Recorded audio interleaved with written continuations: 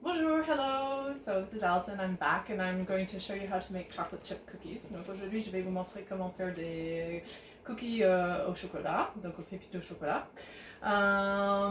Je vais montrer un peu toutes les étapes mais en accéléré un petit peu, pas accéléré mais en découpé. So the first thing I'm going to do is I'm going to show you all the steps, but just sort of like a little bit cut up. And I'm going to show you, so we're going to start with the recipe. We're going to mix up the dry ingredients as usual, and then we'll move on to the wet ingredients. So dry ingredients, you have 2.5 cups of flour. Donc pour les ingrédients secs, c'est 2,5 cups de farine. Voilà.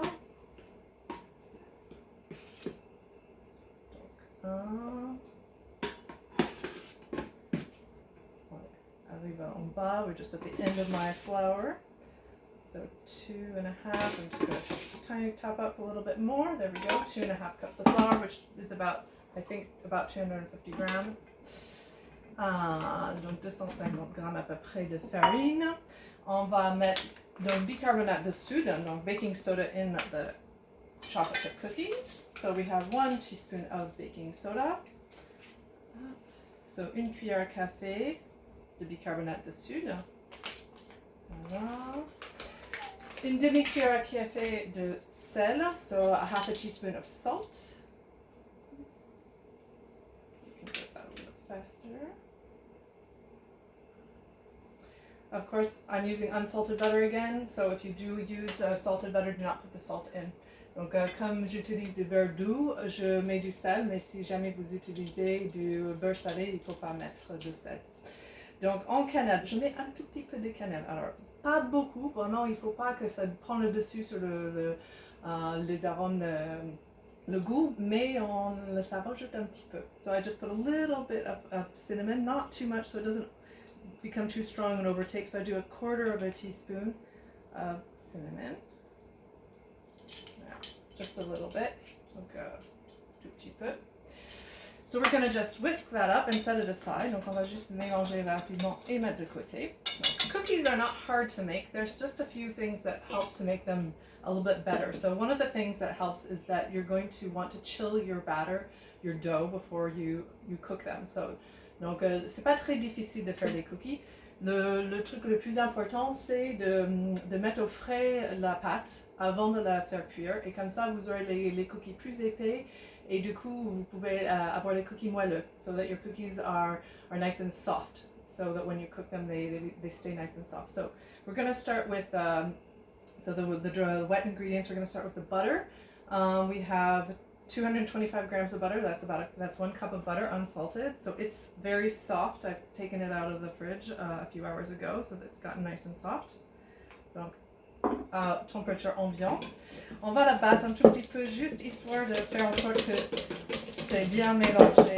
Si jamais vous n'avez pas le temps d'enlever le beurre avant, vous pouvez le passer un petit peu au micro-ondes, mais il faut faire attention pour ne pas trop le fondre. En décongélation, c'est mieux. So you can put your butter in the microwave. You have to know your microwave pretty well, and you have to do it little by little. Usually in décongélation, the defrost mode. So we have 2 different sugars in this. So once your butter is nice and soft and mixed up a bit, we're going to add the brown sugar. This is light brown sugar. You can use dark brown sugar. Just know that your cookies will look a little bit darker. So just be careful when you're cooking them. Donc vous pouvez aussi utiliser du sucre vergeoise brun. Là c'est plus clair, mais les deux. Donc c'est 1 cup bien empaqueté. Donc là à peu près 200 grammes de sucre vergeoise. We're going to put that in. And we have about 100 grams of white sugar, so that's a half a cup. So this is a cup of brown sugar, a half a cup of white sugar, et à peu près 100 grammes. Donc on va le mettre. Et on va bien le mélanger avec le beurre. Donc pour que tout soit bien. Et quand le beurre est bien mou, ça prend pas beaucoup de temps. So when the butter is nice and soft, it doesn't take too long. You can get it mixed up nice and you just have to make sure that it's not too stuck in your whisk. Donc voilà. Donc là.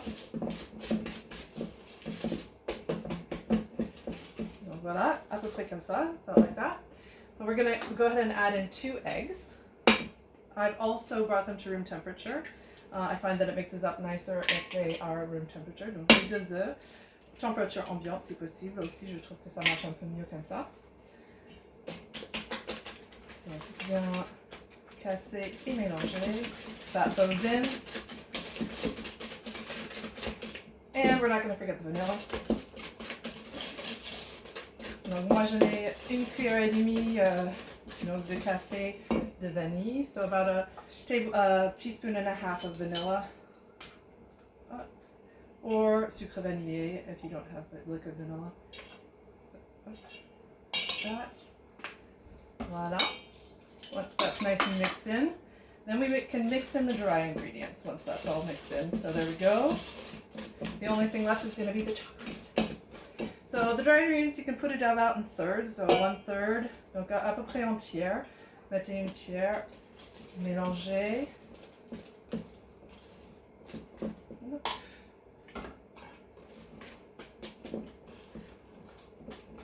Voilà, il n'y en a plus de farine qu'on voit, donc on va mettre encore une tiers. And mix that up again. It gets a little bit harder, donc un petit peu plus difficile après parce que comme ça devient plus sec. So it's a little bit harder because it becomes a little bit drier. And at the end you can use a spatula if it becomes too hard with your whisk. Donc à la fin, si c'est trop difficile avec votre fouet, vous pouvez utiliser une spatule comme ça. Vous enlevez ce qui est là-dedans. There we go. Just mix that up. Try not to get it everywhere. Sometimes it likes to jump around. Just get it off. And finish up with your spatula to mix it up. So, as you can see, pretty easy. Nothing very complicated with that. I'm going to get that all off. Or try anyway, otherwise. And then we'll just mix that up, the rest of it with the flour, to make sure there's no more dry bits. Donc pour être sûr qu'il n'y a plus d'envoi sec. Voilà. Et voilà. Maintenant, vous allez mettre le... Donc moi, j'ai des gros morceaux de chocolat que j'ai un petit peu hachés, un tout petit peu. Ça fait donc à peu près 2 cups. Moi, à peu près, so about 2 cups of chocolate that I've cut up. You can use pépites au chocolat, like chocolate chips. If you have a nice bar of chocolate, you can use that. Just use whatever chocolate you like. I like it to be kind of dark, sweet, but not too sweet. That's my preference. So I'll about a little bit more than half in. Mix that up. Donc j'ai mis un peu pour la moitié, je le mélange. Voilà.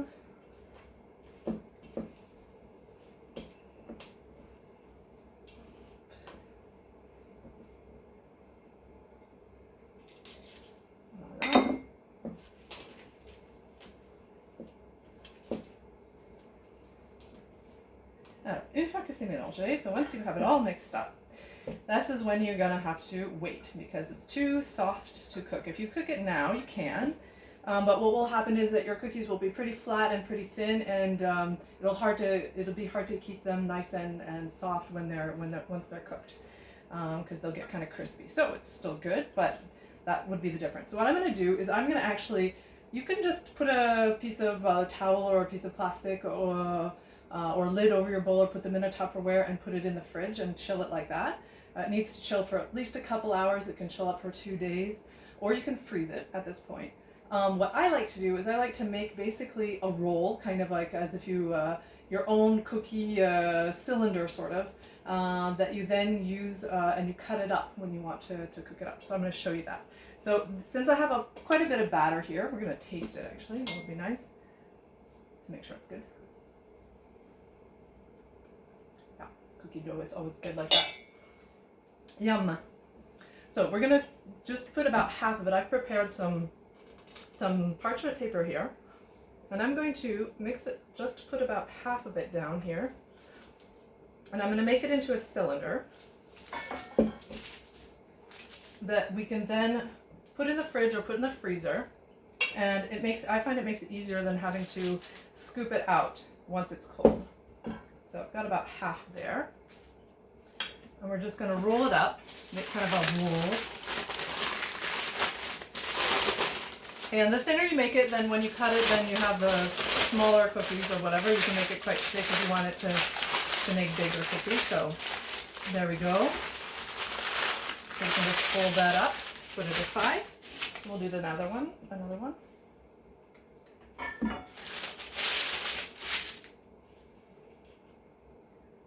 If you want your cookies to be really truly the same size when you bake them up, then you need to weigh them. It's hard to, you can eyeball it, but it's hard to get them exact. But when it's just for at home, it's not important. When you're doing it for a business, it's better that your cookies are about the same size. So we got that all nice and mixed up. And put onto our parchment paper, donc sur le papier sulfurisé. Et on fait notre deuxième boudin. Un boudin de cookies. Voilà. Comme ça. Donc, deuxième boudin. On a deux boudins. Comme ça. Et après, donc, on va les mettre au frais. So what I have already done is I've already actually done this so that you can see. So this one has actually been chilled. And you can either then use it, you can cut it up. You could use a spoon if you want. You can cut it with a knife or anything that you have on hand. Or you can tear off bits. So it really, it's up to you. I find that sometimes cutting it can be helpful just to get about the right size. But you can also tear it off and then you basically make a cookie ball. Donc on va faire une petite boule. On va faire un deuxième. Voilà. On va les espacer assez pour que si jamais ils vont s'aplatir beaucoup, ils vont pas se toucher. So we're gonna make sure that we leave a lot of space, especially the first round that we do, because we're not sure how far they're gonna spread when they bake. And if they spread a lot, well, you'll end up with one big cookie on your cookie sheet. Donc si jamais ils font vraiment, si jamais ils s'étalent beaucoup, du coup après vous vous retrouvez avec un seul. Donc voilà. Comme j'ai déjà fait, je sais qu'ils ne vont pas beaucoup s'étaler. Donc on va en mettre un petit peu plus. Voilà. Donc là, j'ai préparé les cookies. Voilà, comme ça. And we're going to show you a little bit of a magic trick. Un petit peu de magie. Donc je l'ai déjà cuit. Donc voilà. So I already have some cookies here. As you can see, these ones didn't spread too much. The dough was nice and chilled. And they're still quite high, so that means that they're going to stay quite soft in the middle. When you break them apart, you still have a very soft cookie. And I'm going to show you one final thing that's fun to do with cookies, especially yummy chocolate chip cookies like this, is that I like to make cookie sandwiches. So this makes a super yummy dessert. So I have some very nice ice cream from Van Wellenberg. It's a local ice cream here. It's got a little bit of ice on it.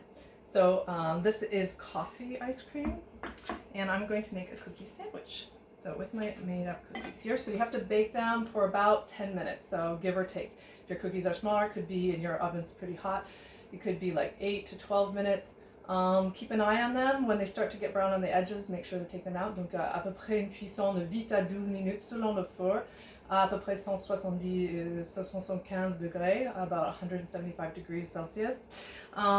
Once your cookies are starting to brown on the edges, you know that they should be done. Just check to see the center looks a little bit done, unless you like your cookies undercooked a little bit. And we're going to make a little bit of a sandwich here. This is coffee ice cream. Yum. Comme ça. Wow, I put a lot of ice cream in that. It's going to be a little bit hard to eat, but it's going to be pretty good. Voilà. So I hope you enjoy and enjoy your cookies.